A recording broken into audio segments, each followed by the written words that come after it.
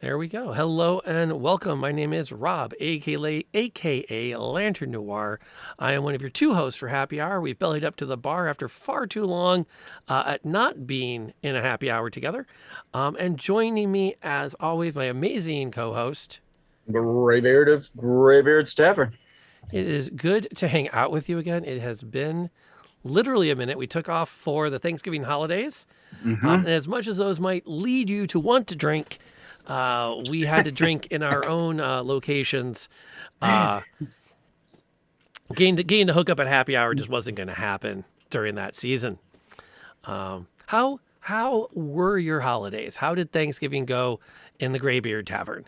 The tavern folks, we were way chill. Right now, we've got one of the girls' elves' bedrooms torn to shreds. So their bedroom is in our living room, and all their stuff. They're still like got a mattress and sleeping there, but we've got everything torn out of there for some construction stuff going on. But I cooked ham, turkey, or ham, taters, green beans, sauteed French cut with garlic and oil and all that, green beans and stuffing and all that. I did it all in half an hour in a microwave. So it was a half an hour. I turned the stove on warm, boom, boom, boom, everything set out. One thing in, as soon as it came out, it was in the oven to stay warm. And I just did it all in like a half an hour. We snarfed, we had pie. And then we all went back to playing games on our own devices and whatnot. and it was way chill. And there was no going to anybody's place or, worrying about grandparents and all that rigmarole. So it was beautiful. We hosted at House Noir. And Hazel, by the way, welcome. Quick question for you and for my co-host while I'm talking. Holiday stuffing. Do you put in mushrooms?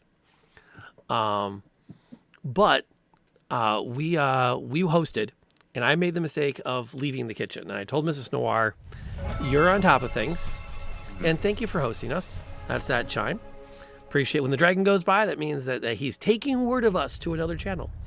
But so I told Mrs. Noir, when you need help, snag me. But I'm not just going to sit in the kitchen and wait on you turning to me to ask me to do something, because I'll just be sitting here playing on my phone. I went down, I started playing on The Sims, which Kitty K got me back playing again. So I bought a whole bunch of packs cheap. I haven't played any of them yet because they're all the Go Adventure packs. So like the Star Wars one and the Magic one, I bought those. Yeah. And the Star Wars one, you actually have to like go do. The Magic can live in your world. So I moved in. A bunch of streamers are living in a house. I brought in Dagon and Irina and Arabelle from Curse of Strahd. They're sharing an apartment. My main game is a vampire hippie and her rock and roll BFF from high school. And I have a storyline plan. Anyway, I'm off topic.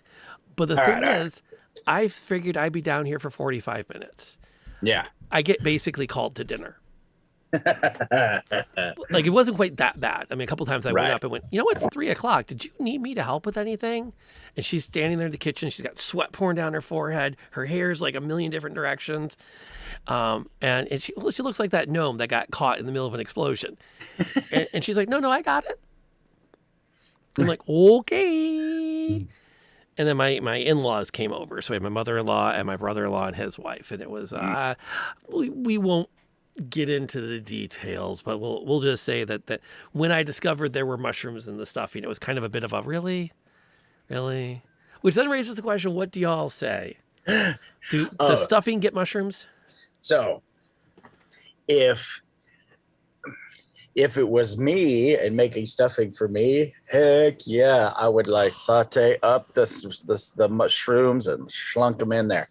But the entire rest of the tavern is a no fungus zone.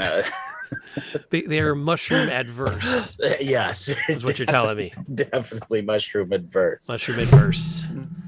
That's fair. Well, it's good to hear that you had a good holiday then. Hopefully. Yeah.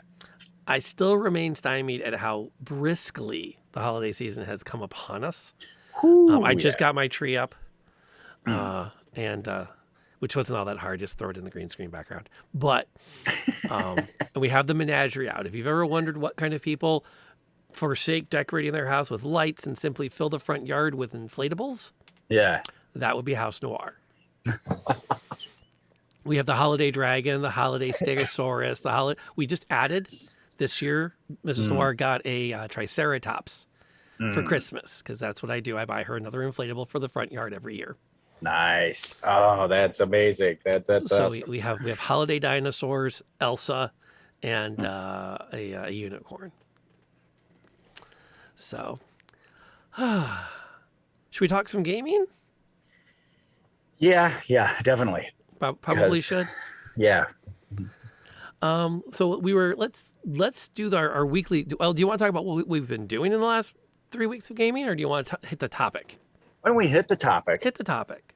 And then we can roll in maybe towards the end. Hit that. I know it's a little off our game, but we haven't been together for a while, and we have a game. Yeah. Well, yeah. That if we could talk about what we've been doing, that could take an hour and a half to recap everything. Yes, exactly. And and I see that. So one of the things, okay, here's where I got the idea for the topic of the week. And it's going to get real heavy, folks. So buckle up. I live very close to the most recent school shooting in Michigan, in Oxford. And for those that are following my other content, when we play The Convergence on Wednesday night, 7 p.m. Eastern, here on Twitch, twitch.tv/Lantern Noir, that game, I wanted it to be in the real world. Like, boom. So our universe that we all live in, is Earth Prime, and the reality is collapsing in on it. So most of the planet is what we would know in, say, 2090-ish, after all these realities have been collapsing for 70 plus years and mucking everything up. And I wanted that so that I could also then just go to Google Maps and go, here's where you are. And I decided it would be a far northern suburb of Detroit, because I know the area. And I did pick Oxford, Michigan, as a location for the game, which still makes my head spin a little bit. That's like that weird literally convergence of things. Right. And you go back to my DM logs. I write them every week after the session, and I have a whole half of a log is dedicated to why I picked Oxford, complete with pictures of its downtown. But then I got thinking about how quickly we turn to blame things, and in particular entertainment, when something like this happens. Yeah. And that got me thinking about the good old days back in the 80s, when somebody found out that your kid was playing the Dungeons and Dragons game and learning all manner of bad stuff, and would come rushing in to say, you got to stop that. And that whole movement was called the Satanic Panic. Yeah. Good times. No, not at all. Now, how much did you get back? Now, being two gamers of a certain age, we had the chance to be gamers during the 80s and during this phase. How much did you get hit? Oh, rough. In the Graybeard household. I started in 78, and my parents were pretty absentee. My basically the reason I got to see Star Wars and play Dungeons and Dragons in the same weekend in 1977 was because my parents were they were in the midst of an ugly divorce. My mother was in a mental hospital at the time. Anyway, it's a mess. It was a horrible mess. So, of course, D&D, I love you. This is amazing. How cool is this? And the people I played with and all that were, it's a really complicated, but I've told the story before. They were war gamers. and like big time war gamers, Panzer Blitz, Panzer Leader. You know, they had minis. The dad was a brain surgeon, so they had like terrain that was mobile terrain and all that. Anyway, that's where those people with, you know, definitely no satanic panic goodness to them, fine. As I spread D&D to my friends, I was chased from a house by a mom screaming at me about how I'm a monster and I can never come back, and, you know, get out of my house, you devil, you know, why would you bring this into my house, and physically chased from the home. You know, I barely had time to grab my trapper keeper and with my D&D, with my red box Mulvaney book in it, and gotta go. So, or not my blue cover Mulvaney wouldn't have come out for, maybe it was 2 years later. So anyway, yeah. So yeah, I personally, that a friend borrowed my Fiend Folio. Their mother burned it, like threw it in their wood stove. Yeah. Refresh my memory on that. What was in the Fiend Folio? Because I didn't have all the books back in the day. I had a couple that made my eyebrows go up, and I'm surprised my parents let me have. So But Fiend Folio had like Crypt Keeper in it. Boy, oh boy. I could grab one. Yeah, I can grab it. Okay. So that's how you know an elder gamer of some resourcefulness, that they still have access to all of these classic books from throughout the years, as it were. I must have taken it upstairs. Oh, I'm gonna be so sad now that I've brought it up. Yeah, let me do. Well, you're looking. The one I remember from back in the day was the deities, and was it deities and demigod? No. Myths? No. What was the god book called? There was deities and demigods. Was that what it was called? Yep. And that was that one definitely had some bits and bobs in it. That was little noir popping in, crashing the stream.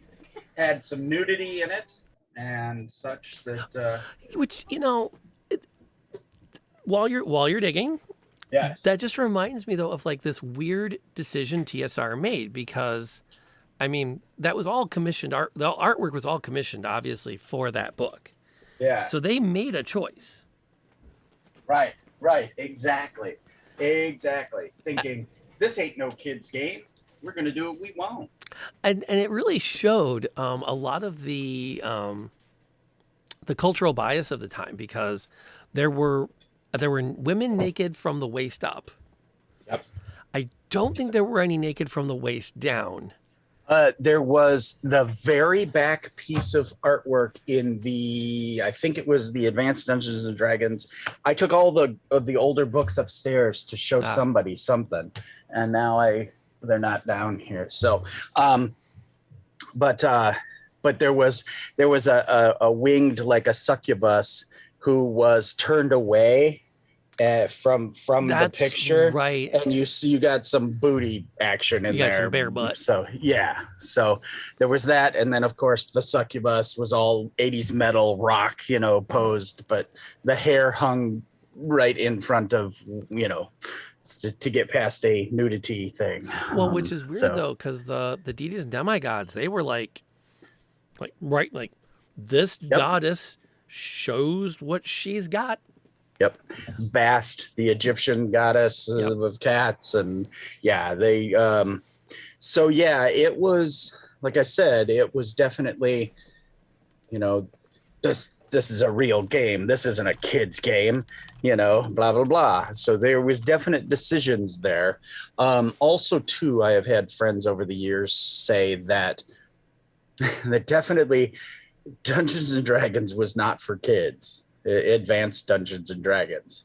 I mean, those are thick books. They have big theorems and formulas and tables and, you know, stuff in them. So, like I said, my DMG is been gnawed by one corner of it was gnawed off by a friend of mine's pit bull.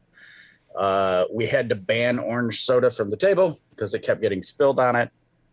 And it will open to page 76, which is the saving throws and thaco tables. I mean, it just will open by itself. If you were to set it on the edge and kind of like go like this, it would kind of come apart right at page like 76 for the tables. As happened, Zumi contributes to being born in 73, rock on Gen Xer.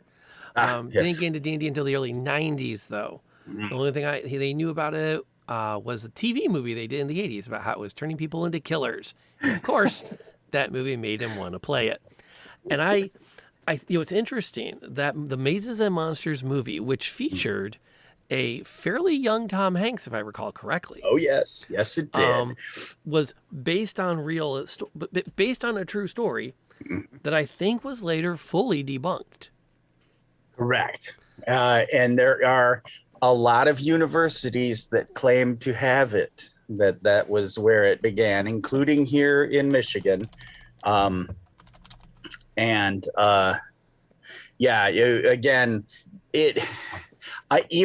fought for the story for a long time and fought for it being in Michigan because, you know, Lake Geneva is just across the lake. And Gen Con, you know, was again right across the lake from us. So I always for decades I fought for that story. This was true. One of the things that's really good, and sometimes you can still get them in Christian bookstores, there's these little comic books. Oh yes. And something chick, isn't it? Yeah, and the one is the story of Blackleaf, the Dungeons and Dragons warning comic book.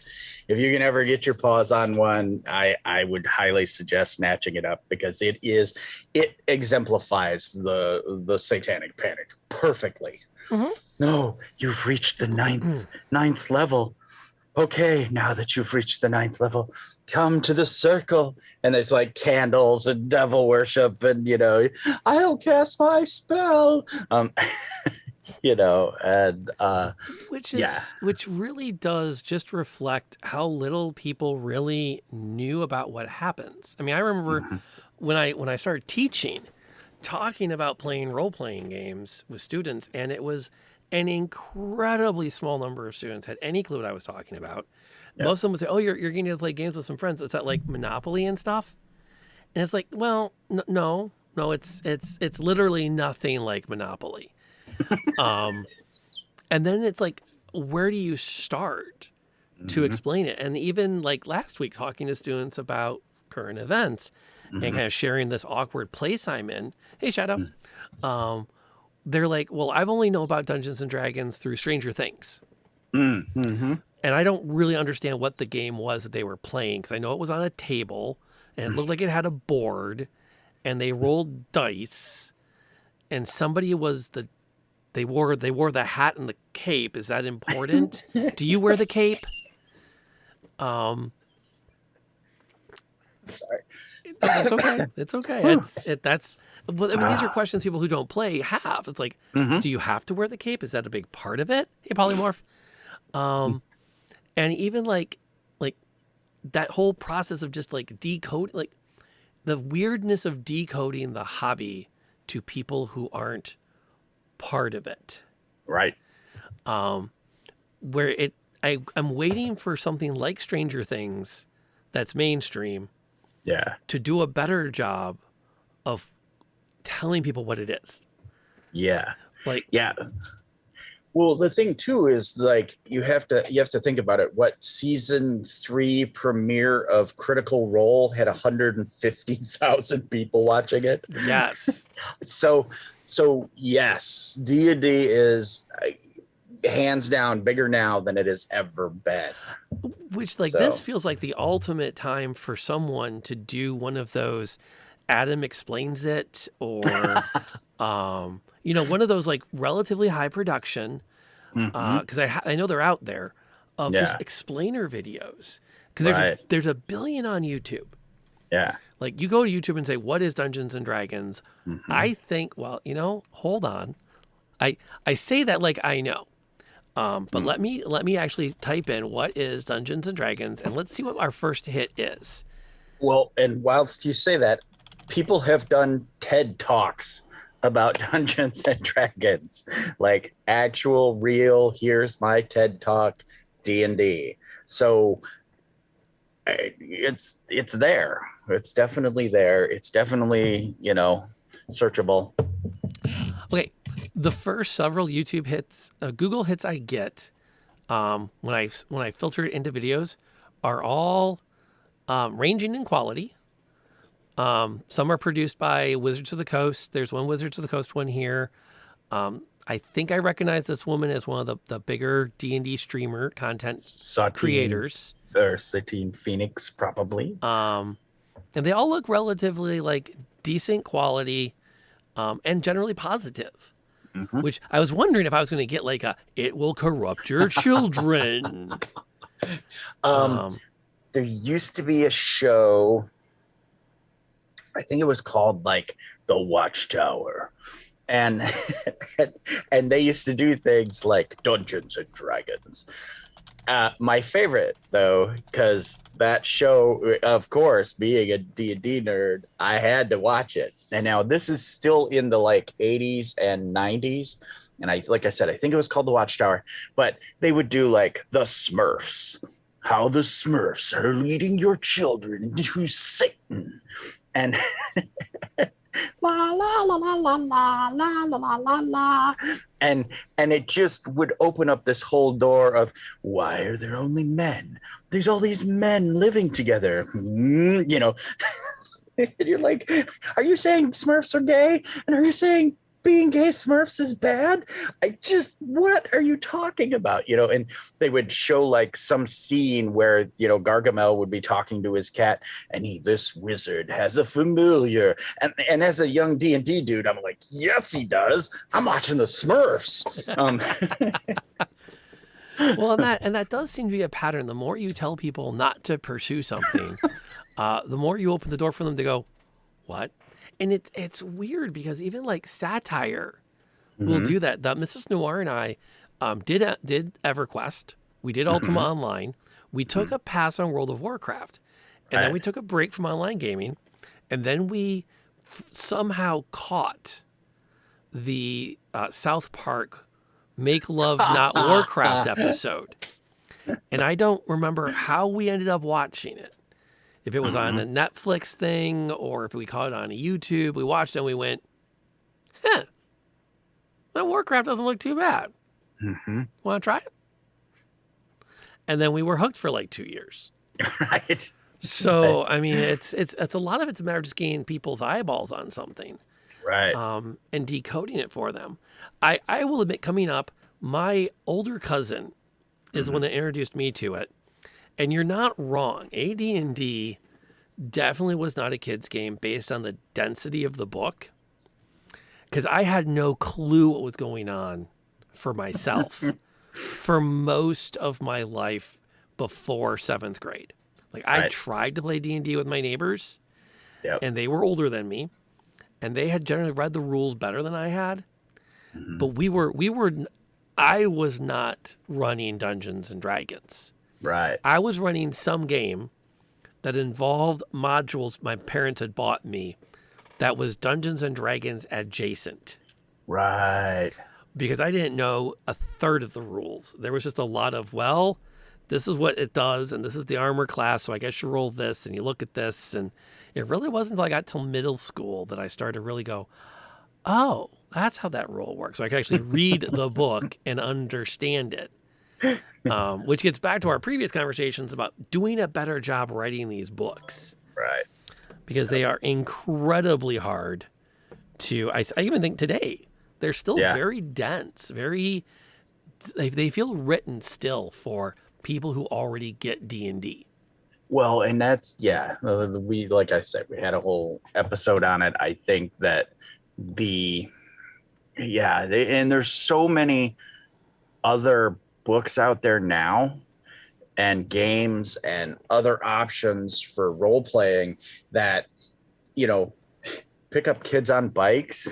you're like, I mean, okay, I paid $20 for this, you think about it, but then you start playing and you're like, genius, you're like, I want to play some more kids on bike, It's that concept of the role-playing game that I think is the hardest sell and has always been, because when you look at entertainment, and I think going back to the Satanic Panic, yeah, when we look at entertainment to people that are born in the 40s and 50s, it is non-interactive, it is linear, it is static, and it is consistent.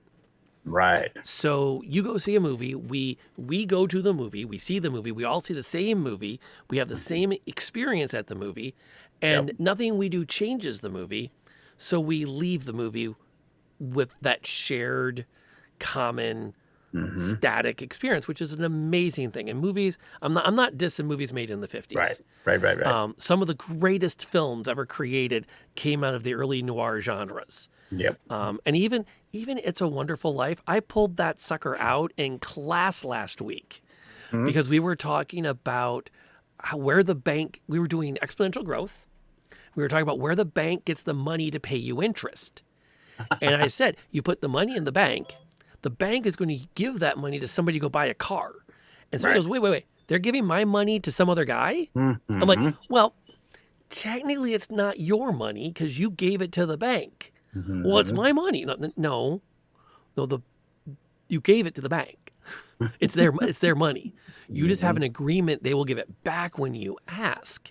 Right. And like I watched all these little like 17, 18-year-old heads starting to pop around the room. And I'm like, let's take a video break. And I pulled up the run on the bank and It's a Wonderful Life. Right. Yeah. And I let that play for a second. About 3 kids got it. Yeah. But I felt like, well, it's a good excuse, a great way to explain the Fae. Go on. A run on the bank.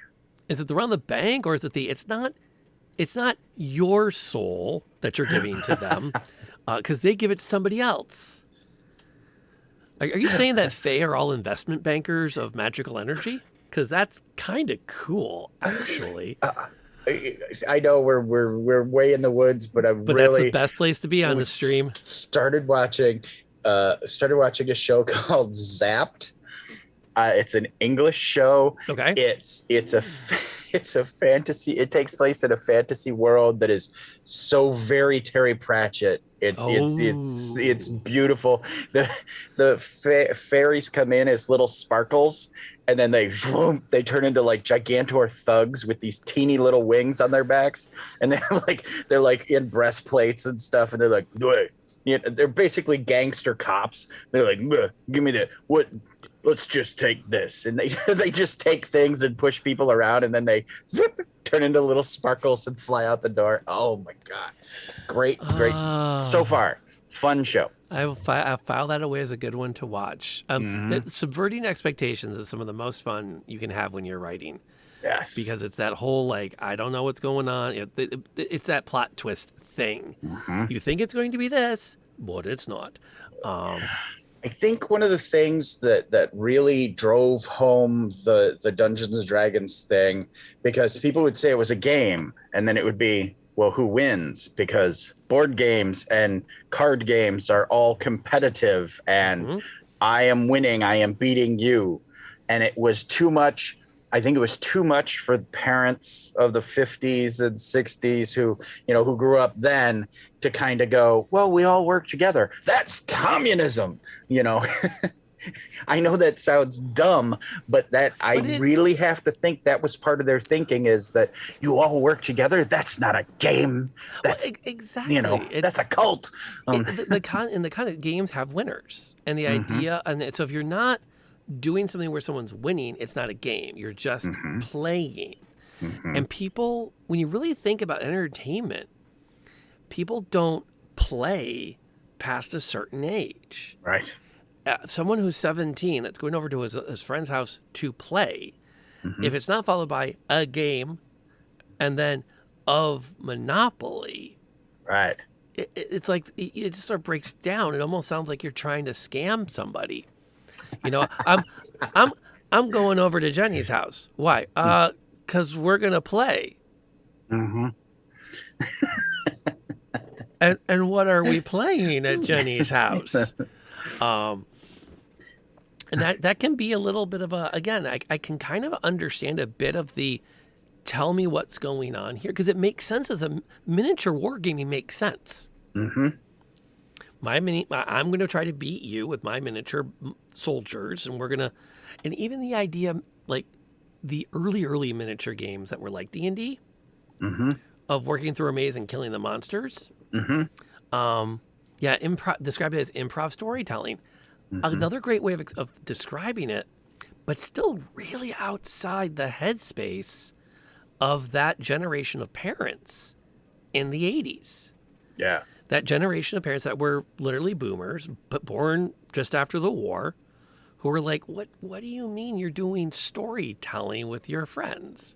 And that's what I'm saying. That's communism. That's a cult. That's some hippie stuff. Because it's the hippie stuff. That's not a game. I roll dice. I beat you. I win. That's a game. And to be fair, while Gray and I do not subscribe to it as D&D players ourselves, there is nothing wrong with people who choose to play D&D as a competitive game. Yeah. I do feel it's necessary to remind everybody that we do not cast aspersions on people that treat D&D as a competition between the dungeon master and the players. And that's a total genre of gamers that are completely valid. I fully support them. I've actually had some fun experiences trying to win D&D. I just kind of wish when I had come to the table for those experiences, I had known that's what we were doing when we played D&D. Some of the early convention gaming and modules that I played, yes, were those modules. They were tournament modules. Yes. Please survive this. Ha ha ha. Or more commonly for conventions and tournament play was one dungeon master, 2 sets of players, 2 sets of maps, and when they meet each other, it's winner take all. The goal was kill enough monsters on your way there, in order to level up, hopefully, so you could, have all the stuff you need. It was almost like the best way to describe it was a paper and pencil battle royale. Yeah. Level up your stuff, gear up your guns, gear up your armor, so that when you meet other players, you can take them out. Movies of the 70s and 80s like The Omen didn't help with the panic while us kids were watching Conan and Lady Hawk. yeah, you're not wrong on that either. And that was part of it too, is because the movies and stuff of the time, they really didn't help us out much for a couple of different directions. One, there wasn't a real way for, my old man, I'm watching John Wayne, or that, to then go, we're going to watch Dragon Slayer, or, trying to think of some of those horrible ones, the Hunter of Gore, the knockoff Conan movies and stuff. Yeah. Well, and they didn't create, outside of the Dungeons and Dragons cartoon, they didn't create a lot of content out there that was fantasy, which is what Dungeons and Dragons was. It was a fantasy storytelling system, where someone who was 14 or 15's parents were likely to go, oh, yeah, that's fine. You can watch that. I mean, Dragon Slayer, I remember watching like half of it and my parents going, you shouldn't be watching this. I think it's rated R. and like, well, but it's Dungeons and Dragons. I like D&D. I've played it with my cousin. Why can't I watch this? Polymorph does kick in the idea, though, of that two groups, two separate games, eventually the stories intertwine. When you can pull that off as a dungeon master, that is the moment. It is so hard to do in a way that doesn't end comically. Yeah. But I've seen it. I have never felt I had it in me to prep that. I don't think I've ever run one of those. Yeah, they're hard because you're trying to, especially if you have either. And here's how you know we're old. Could you imagine first challenge, scale from 1 to 10? How hard is this? Getting 5 players to agree to meet every week to play a game. 1 to 10. Give us a number. 8.5. Okay, now at the same time, 1 to 10. How hard is it to do that and to get a second group of people to agree to a semi-weekly schedule? God, 27 out of 10 or something like that. Now, how hard is it to get all 10 of them to agree to one day they all can come together? Yeah, there's an infinite bunch of monkeys and an infinite typewriters, and that may be about the right math. And that's the thing. That's the sign of the gray beards, because I know when we were younger, like I can think about college, piece of cake, piece of cake. Pick a Saturday, we're doing it. And 2.5 years, I ran a 9-person D&D game. 9 players for 2.5 years in college, and it was like, woohoo, classes are over, we're rolling dice, tacos on Sunday because it's all you can eat tacos. That's the break. We played, we lived in one apartment pretty much that whole weekend, every weekend. And then, Sundays we'd go have tacos, talk about our games and how much fun we had and how awesome it was. And then whoosh, we'd go back home to shower, do laundry, and start off again, going to class on Monday. It's a little insane. It's not gonna lie, it's a little insane. But my buddy in college that I played with, he was the dungeon master for our group. He ran a game every night of the week. There was a game running at his place, which was pretty darn cool. But that was like he was locked in to all of his different things.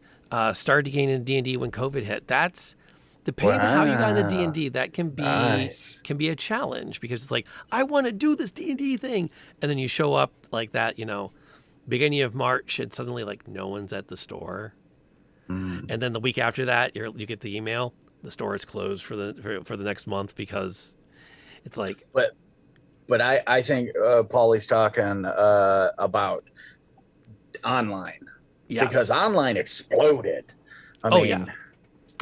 It was the time to get involved, I think. Online.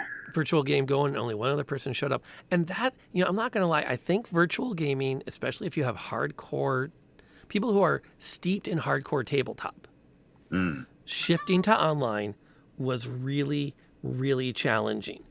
But at the same time, I think for the group that was very into the online, it really took off. Yeah. And there were so many groups that came up and so many different ways to find games. Roll20 is good. I'm not going to lie. I'm leaning heavily towards looking at something like Demiplane for when I retire from teaching and I'm trying to hit my $160 a day income I got to make. Right. Because if I can run a game on Demiplane one night, that covers at least a third of my day's income. Right. And if I can write a really good, 1 4-hour adventure that I can keep going back to for a while, that might be a nice steady income stream. And it's like Demiplane's designed around, I'm a DM, here's my game, the only catch is you have to play it through their website to a degree, but it's not, it wouldn't be streamed, so I wouldn't have to worry about all the stuff that I need for the streaming. As long as I know that you're rolling dice, I don't even care if you're cheating or not, because if you're cheating in a one shot that you paid $20 to be in, you do you. you're only cheating you, at that point. You paid $20 to be here. If that's what gets your blood going. Tried starting during COVID online with no experience and not in-person learning. She hated it. Ooh. Now the twist to that. Okay. Yeah. That I as an educator, it pains me to say the following phrase. All right. I blame the teacher. That hurt. I want everyone to understand how much of my soul just left my body as I said that. But that's the thing is there's a trick to bringing people on board. And I think personally the best way you do it is you just don't tell them anything they don't need. Yeah. We did, and it's funny. We did that with Ari, who's playing in my Sunday night group for Dragon Heist. And she's gone all in. She read as much as she could on the D&D Beyond website. But for the most part, I've been kind of what do you want to do? Well, what can I do? No. What do you want to do? You tell me what you want to do, and we'll figure out how close to that you can get within the rules. Yeah. And for the most part, you can get pretty close. And still have a good time. And she's never played D&D before, and it's working. Yeah. I've got to be around 1,000 people I've taught D&D to with conventions, and we ran the Gamers Guild for 3 years, 4 years, something like that. So yeah, there's got to be, and that has always been my thing. Yeah, don't worry about what's on that character sheet and all that. Just tell me what you would do. Yep. What would Blackleaf do? He's a rogue. He's a thing. He's whatever. He's a wizard. What do you do? I blast him. All right. Let's see. What do you got?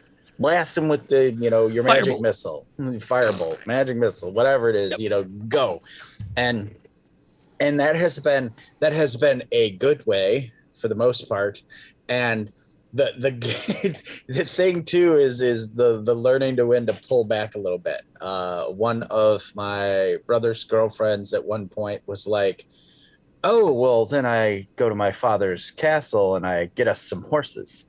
And I'm like, okay, let's role play this out a little bit. I tried to say yes, but I'm just like, okay, yeah, I mean, that's true. You are the daughter of this local noble. And then I didn't poo-poo completely, but I was like, okay, here's the deal. Your father is not going to just let you take. It's like, hey, Dad, I'm taking the Mercedes. Yes. And, I was just, my brain just jumped to the Beach Boys. Yeah. And she's trying to get her hands on Daddy's GTO. No. What was the song? Fun. T-Bird. My dad Daddy's T-Bird away. Yeah. Yes.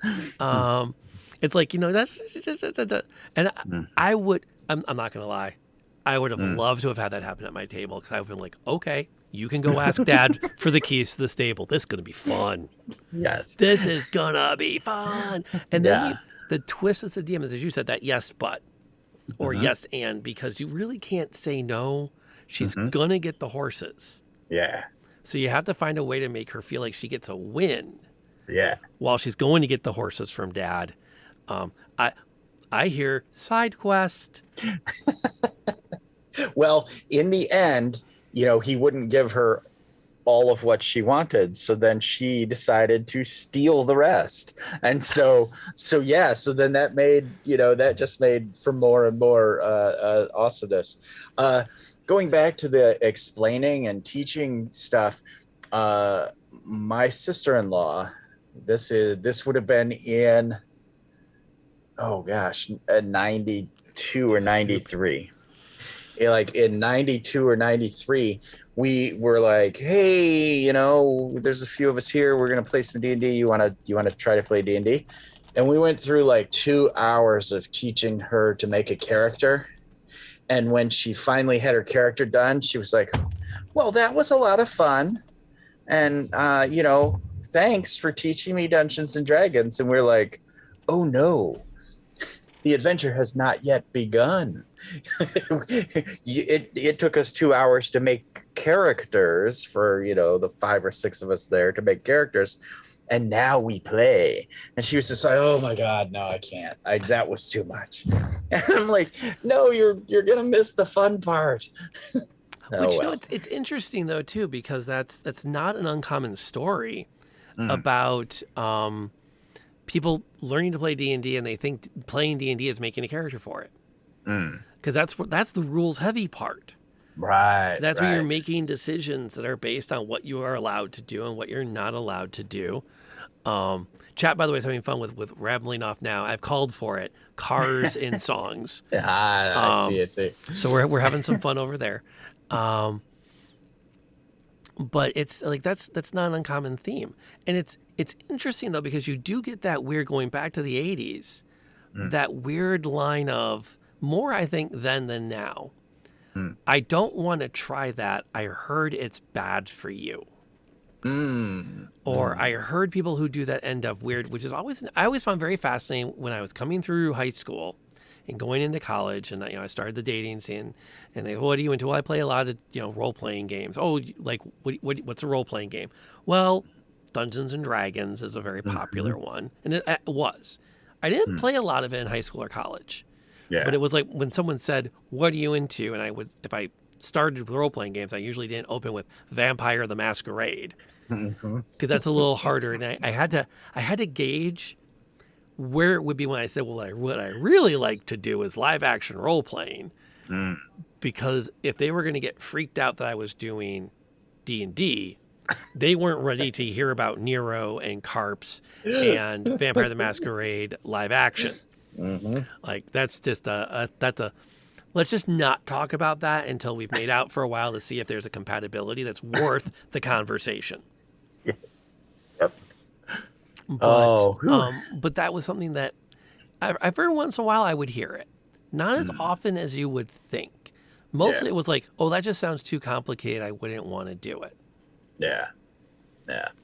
I kind of got lucky. I mean, again, through high school, we never had a girl at our table.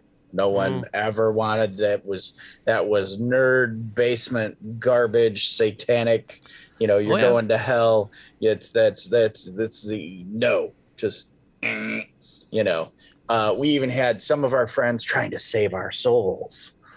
Because we were obviously, we're going down a dark path, man. I'm worried about you, and I'm like,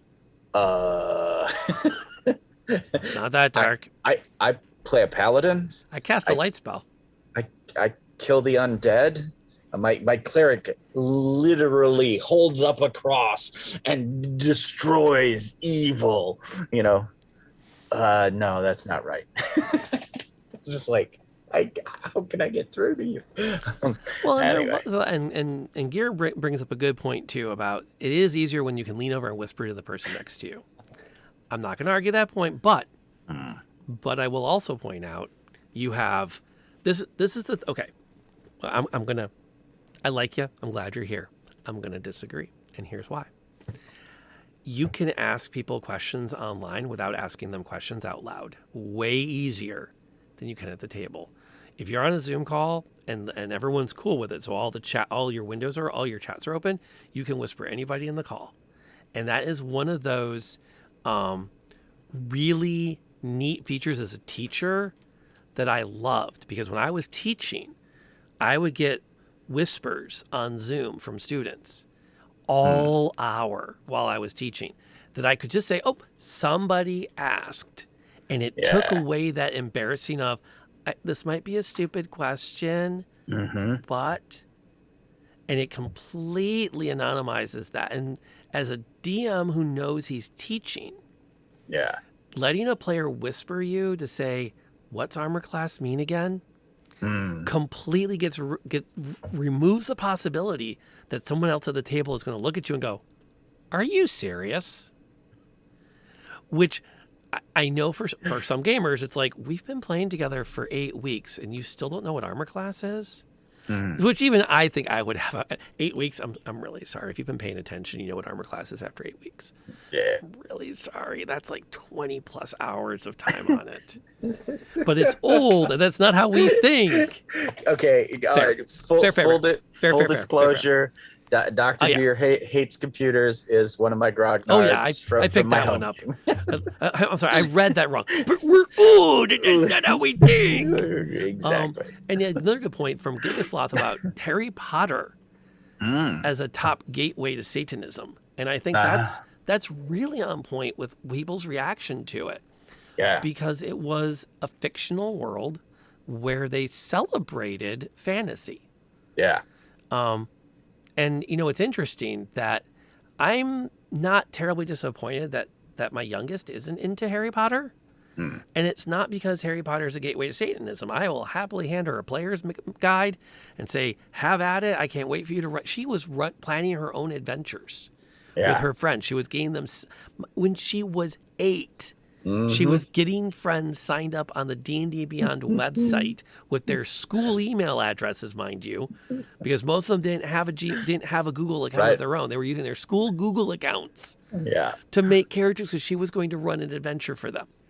Yeah, we have in our kitchen, we have a crayon drawing of the youngest's first like D&D like adventure. There's, you know, it's all spelled wrong, garden of stuff and mountain of this and castle of the princess and all this. And then just God, it was last weekend, I think we're remodeling and stuff, and I pulled out a paper and it had her first dungeon that she wanted to do, you know, and she couldn't have been 10, you know, when she drew the whole dungeon out and stuff, and it was just like, oh, all the feels. Yeah. All of the feels. All of the feels. But given the way things have gone, I think Harry Potter has lost a little bit of its standing because of some of the choices of the author, which is such a shame,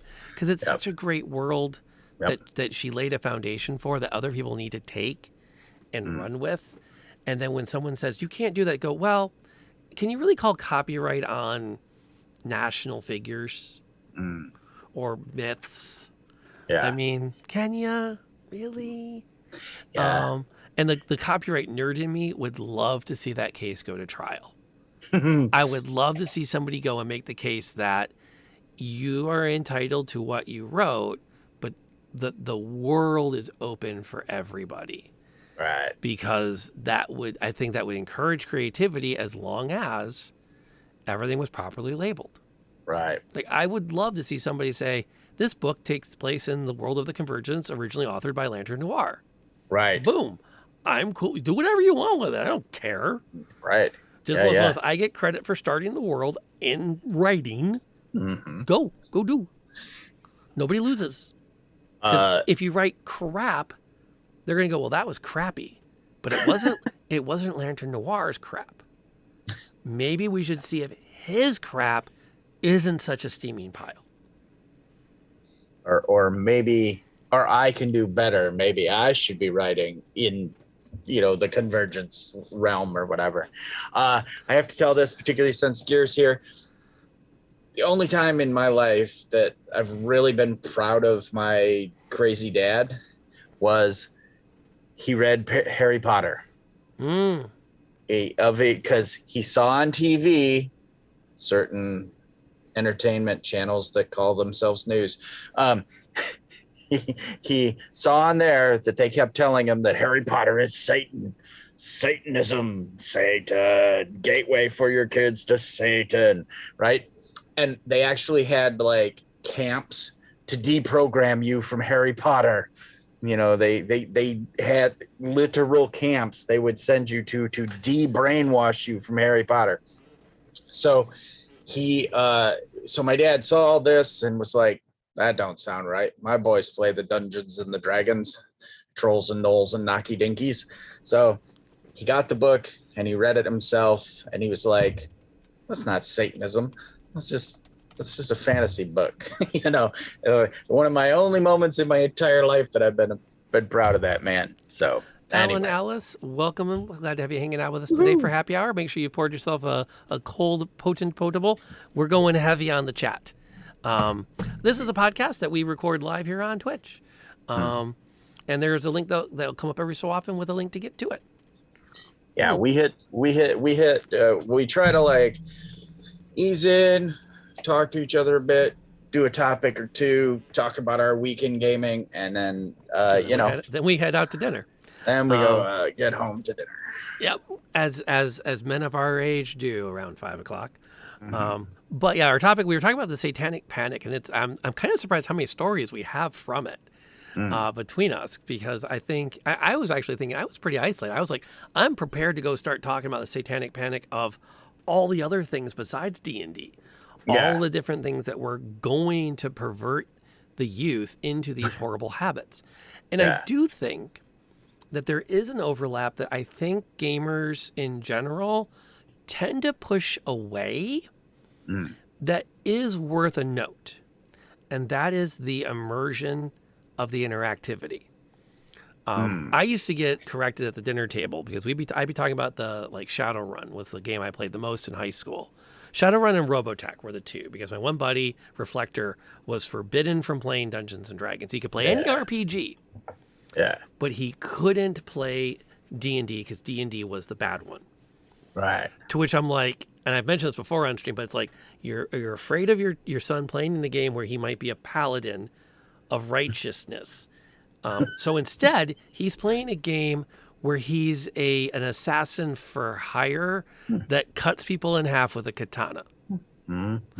That's an improvement in your mind. And if I take drugs and cut off my limbs and put on cyber ones, I'll be even better. Yeah. It definitely glorified hacking. Let's be honest there. Even though it was like in the 80s and the idea of the internet was still like, ooh, out there. Let's see, didn't play. I was younger, never heard anything bad about it, besides it was for nerds. Fun fact, I have very progressive friends who still refer to the RPG areas at Dragon Con as the Hall of Virgins. Yeah, that's what me saying earlier, the 150,000 people watching the opening, the first episode of season 3 of Critical Role is just mind-boggling. It's so hard, and the language and the culture has changed so much that it's really interesting to me. Like when I'm with the Grognards on Saturday night, it's a different language and a different way we communicate about our gaming and stuff. Those jokes and tropes and stuff from our growing up, just on Discord channels or in games I've played, I throw that kind of reference out now, and it's just beautiful to watch people go, huh? Well, why would they call you a nerd? It's not for nerds. Now it's kind of a badge of honor when somebody in a Discord or whatever is like, nerds,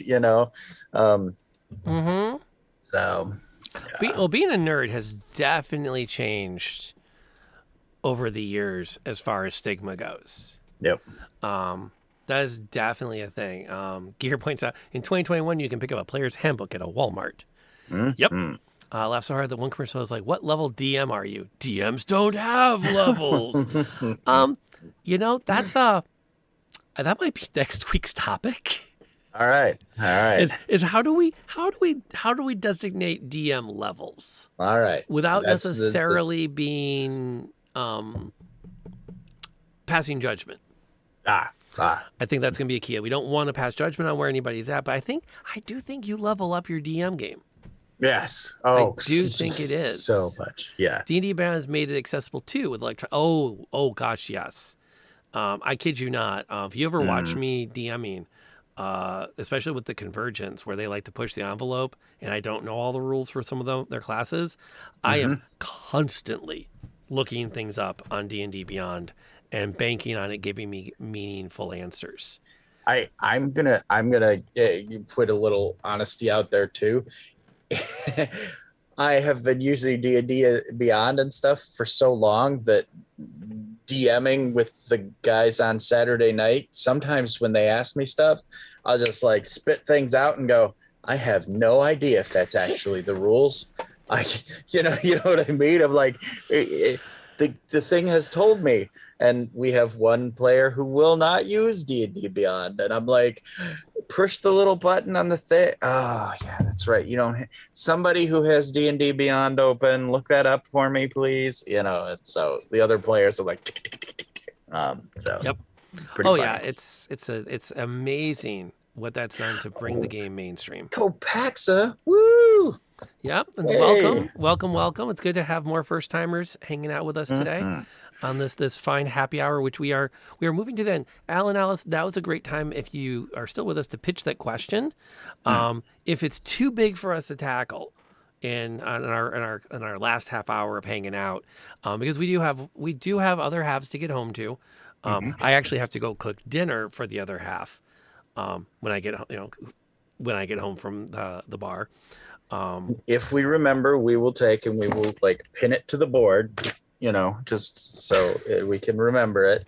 But you know, I did that as an introduction for an NPC, where she walked up to the PCs and said, "Ike, there, could you be holding that against the wall and put this nail right at the top of it?" And then she took out a two-handed maul and just wham, nailed it to the wall. Because she was a dwarf and she was walking up to a couple of humans, so like they could reach higher. yeah. I have noticed as the old guard and new wave of DMs and players allow pushback and gatekeeping in terms of what TRPG is supposed to be or newcomers. I'm not gonna lie, there is. We have talked about doing an episode, a sit-down chat about gatekeeping that we've observed, gatekeeping that we've seen within communities, and it's a tough one because there are complexities that come with every table. And I will put this out there. I think this might not be the right group for you to play with. It's not necessarily gatekeeping, because it's acknowledging that there's different play styles. But there definitely are some people out there who gatekeep. My TTPRG Tuesday tip today was about gatekeeping and such. So there is a lot of woke argument going on right now in gatekeeping and who can play what and why is this and why companies are pushing back against people coming to tournaments with their miniatures, particularly in like 40K and stuff, coming to tournaments with Nazi flags and symbols on their things. That's not gatekeeping. That's just keeping the jerks out.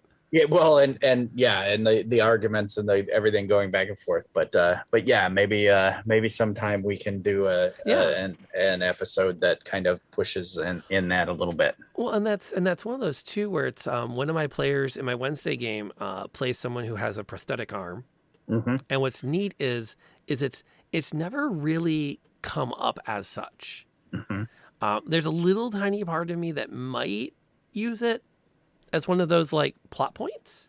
Yep. But that's not something I'm going to do unless she's cool with it. Right. And you kind of acknowledge that that's the way it rolls.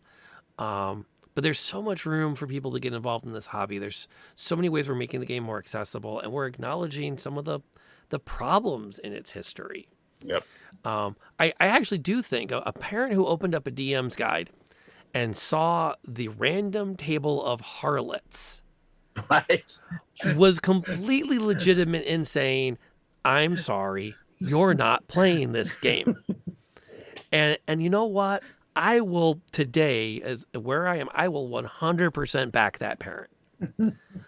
Because that was probably not the best random table to have in there.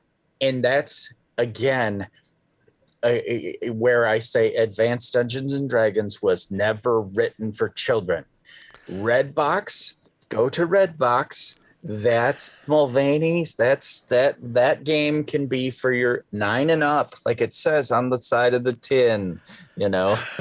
Yeah, but I'm not really sure that even, I mean, I get adults can consume whatever they want, but even even with the white in here, I'm not sure I should be consuming the random table of harlots. Like I just from a back then to now, I agree. Yeah. If you have to have that table in your game, you're either running a very niche game that could be very fun and very sexy, but or you're way out of the loop. And if the people don't know what they're getting into, and you suddenly are like, let me consult the chart of harlots, that might turn just a lot of players off. And it's funny too. There was a book that came out back then that was all about STDs and seduction and sex and BDSM, and it was all in there. Which was like, you darn kids, quit adding half demons and cat people to the roster. No, they're fun. Keep them. Okay. So Al and Alice do have a question for us, and we are kind of like in that phase where we may be able to tackle it, or we might have to pin it as an email to talk about next episode. If we can actually tell you what, folks, if this is too big and you have your own questions and we get 3 emails, our next topic is just email answering. Our email, which I posted in the chat, and I'll do again, it is oldtimertavern@gmail.com. That's how you send email to the Old Timer Tavern, where we have happy hour. We're happy to take those questions. Working on a sci-fi TTRPG, loose based on 5th edition. Trying to introduce new people and take it from be a homebrew to a published idea. How do you draw up eyes for critique on it? And I want to make a beginner's box at some point. I think, okay, here's some things to muse on.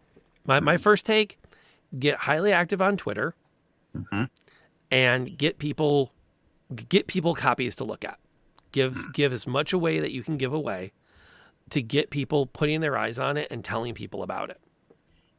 There's also Discord chats and stuff out there now that are in indierpg.com, and those communities are wonderful. They've got software available and everything else. So if you really want to hit it, Dr. Gear was just being the old man there. Well, yeah. And if you're going to do, to me personally, if you're going to do cat people in a game, it should be the anime style cat people. Like I'm not down personally. This is my thing. I'm not so into the Khajiit style cat people. That I'm not really into the anamorphics myself. And then again, I am by no means yucking on the yums of those that are. Yeah. We've had that conversation in our house many times. My daughter has it to a T. She said something. I said, honey, what do we do to other people? Do we yuck on other people's yums? No. Why not? Because everyone's allowed to have their own yums. Exactly. We also believe that if you're playing make-believe, you should have some way to tell everybody when you're done pretending if you're upset. And you cannot make other people play with you. They have to choose. They have to choose to play with you. Yeah. Yep. It's never too early to teach them good practices. Yeah. Lantern Noir Present cares. I'll grab my rainbow. The more you know. But another thing I would say on top of, so you get active on Twitter, use the right hashtags, get into the right group, get out there. Gray mentions Discord. I'm also going to add, if your rule set is ready for play testing, you might consider getting it into the hands of people that have decent stream followings and get some live games going. Yeah. I would now, me personally, I don't like watching pre-recorded RPGs. It's harder for me, especially if it's a game I don't know. But that's another angle to go, is to do like a 2-hour session, edit it up, make it pretty, and showcase the rules you have in front of you, and get that out there for people. Just get it out there.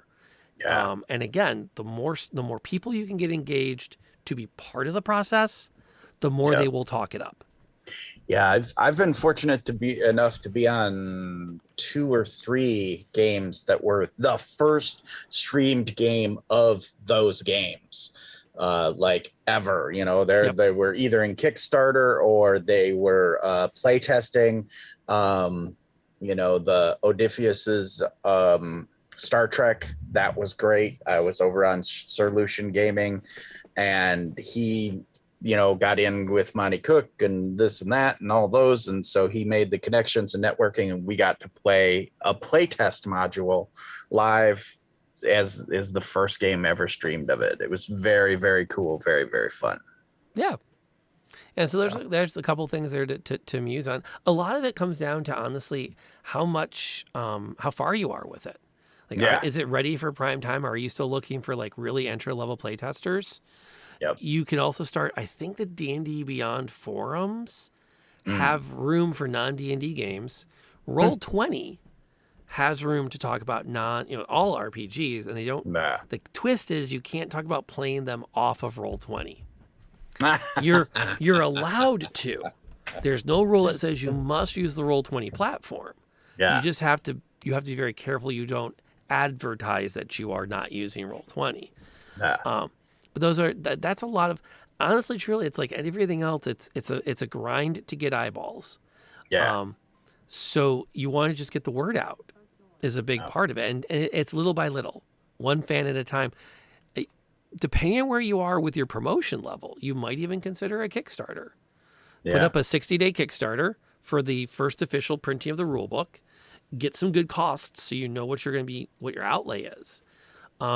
And there's a decent discovery mechanism over there. Most of them fail, just so you know. Mm-hmm. But even if you don't hit your goal, you still had people talking about it. That might be enough, again, to get you some play testers. You can take another shot at it and get you going that way. Yeah. I'd be curious to hear more about the game, to be really honest.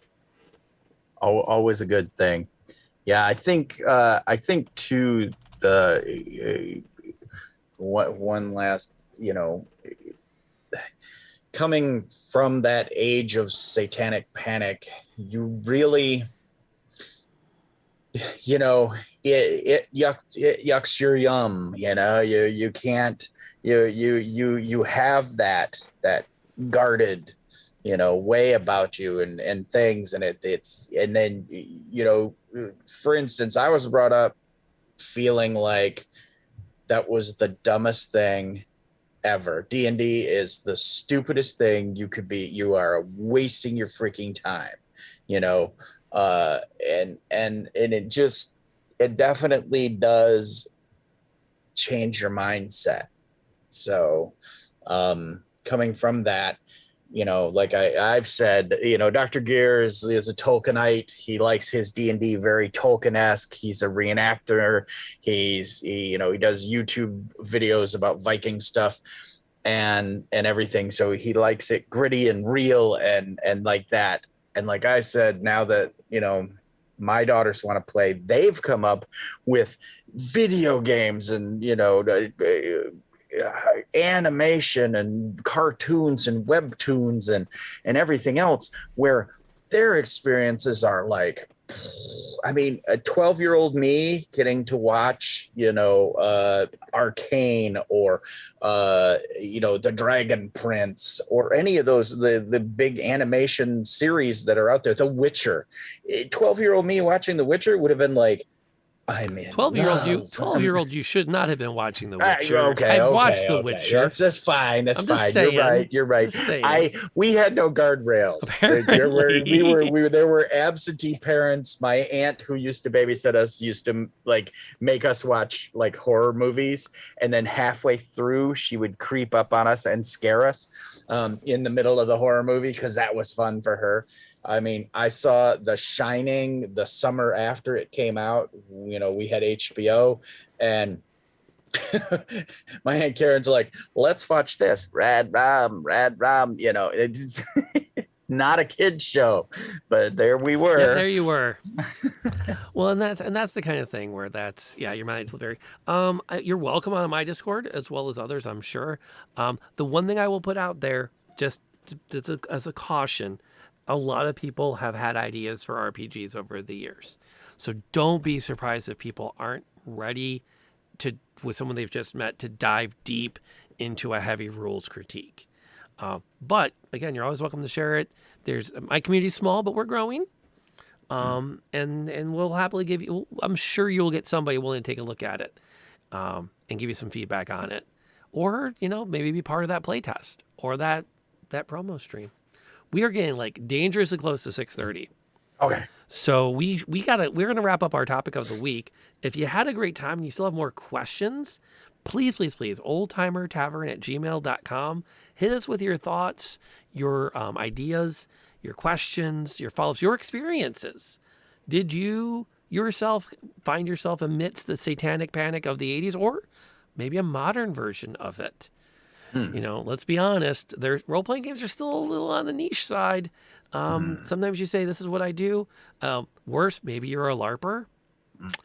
Maybe someone saw a picture of you in garb, and then they had thoughts. And if you're willing to share, we'd love to talk about it. What's been going on? What's coming up in your week in gaming? Oh, what goodness. Can we look forward to? What are you looking forward to? Let's do that. All right. So obviously, Indoor Adventures Monster Noir is on hold until our favorite Satan. Speaking of Satanic Panic, Alyssa Vamp Arts on Twitter. Great artist. She's ending school, big projects, so we can't play Monster Noir. So that'll come back after the semester starts again.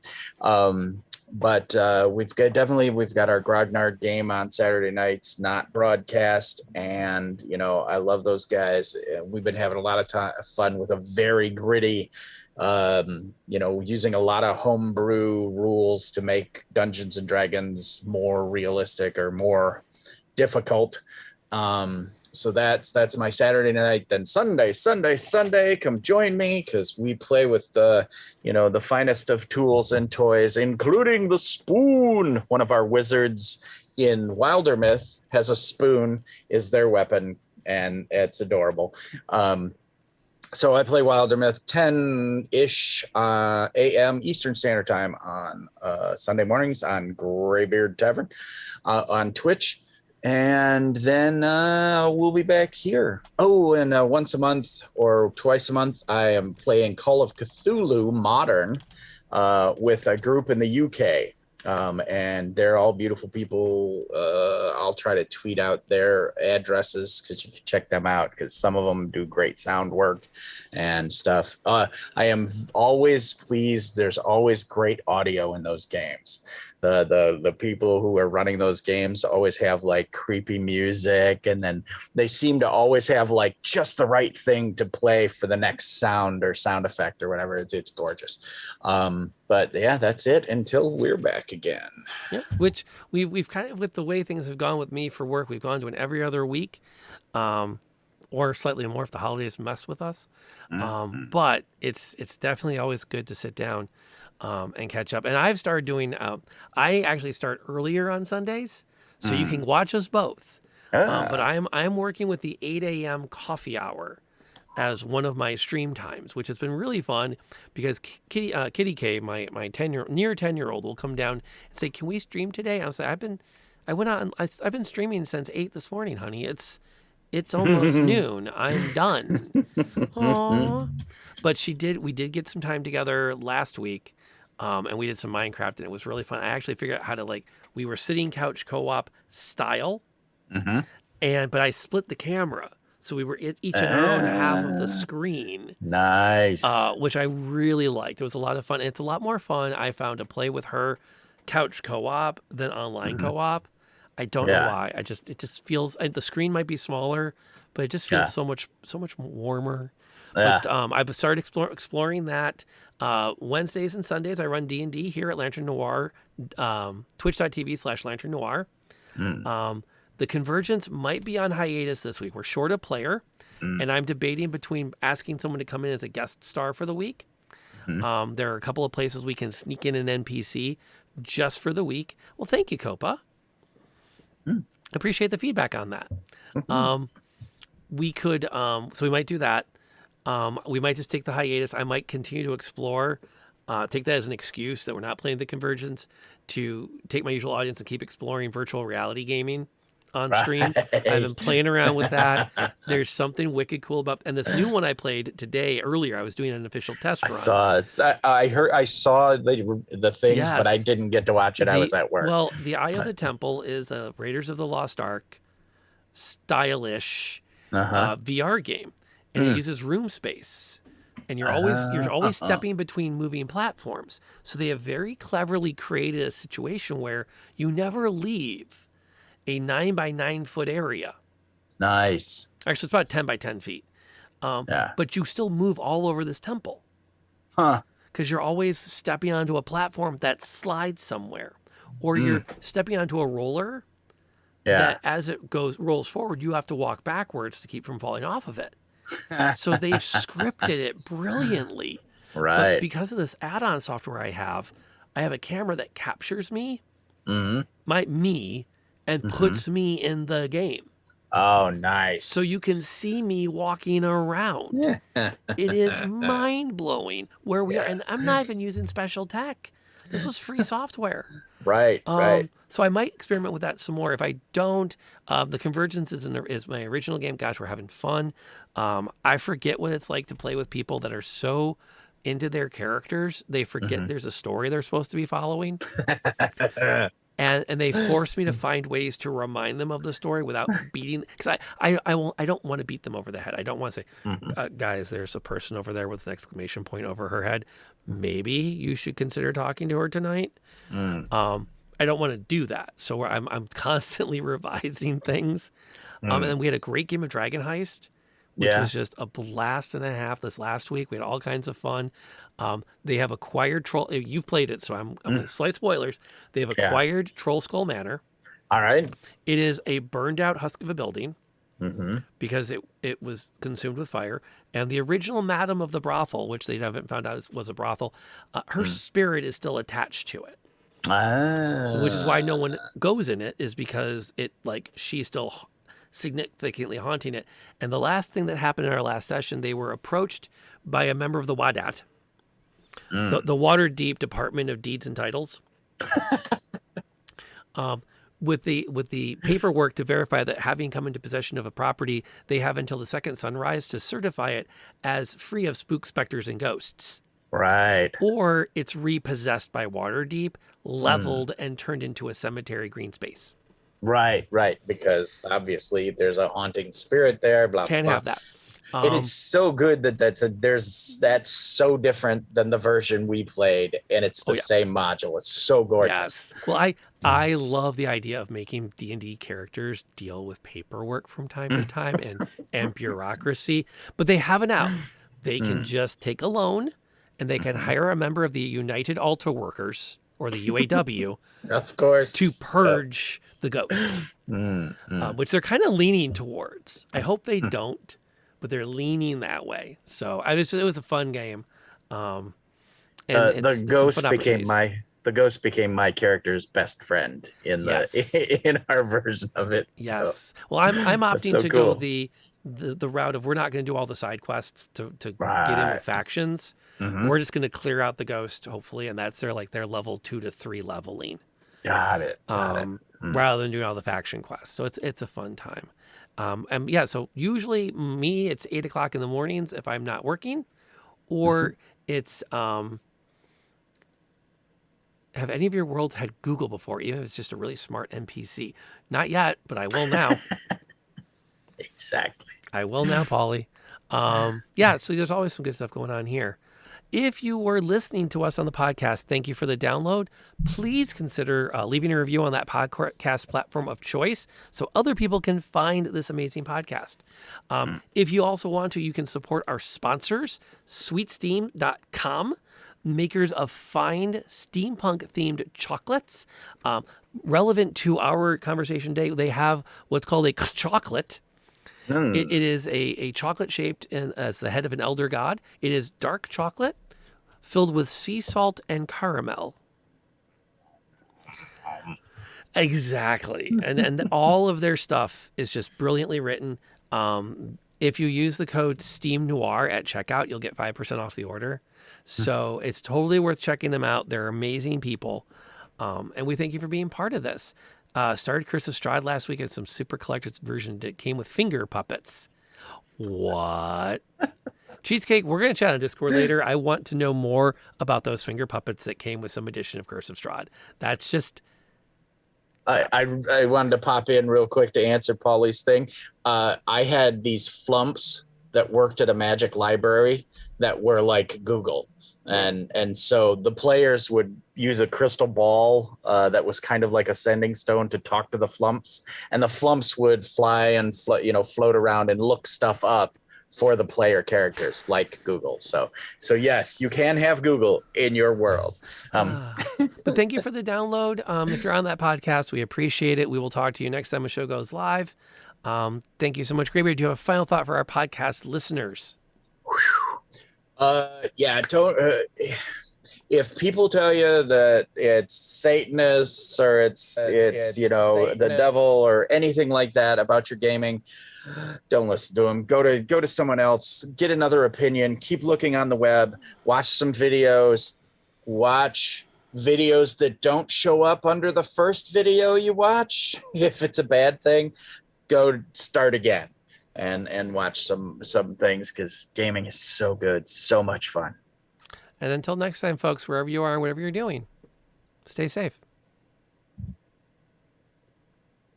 If you're hanging out with us here on Twitch, thank you so much for being part of the live conversation. We adore having an active chat while we hang out. I think the podcast people get a little annoyed they're not part of it, and to be honest, they'll get over it. But it's always good to have you guys here. It's a lot of fun, and it's great to do this in this context. Because I think both of us at heart are live performers more than we're recording performers. So it's just a great time.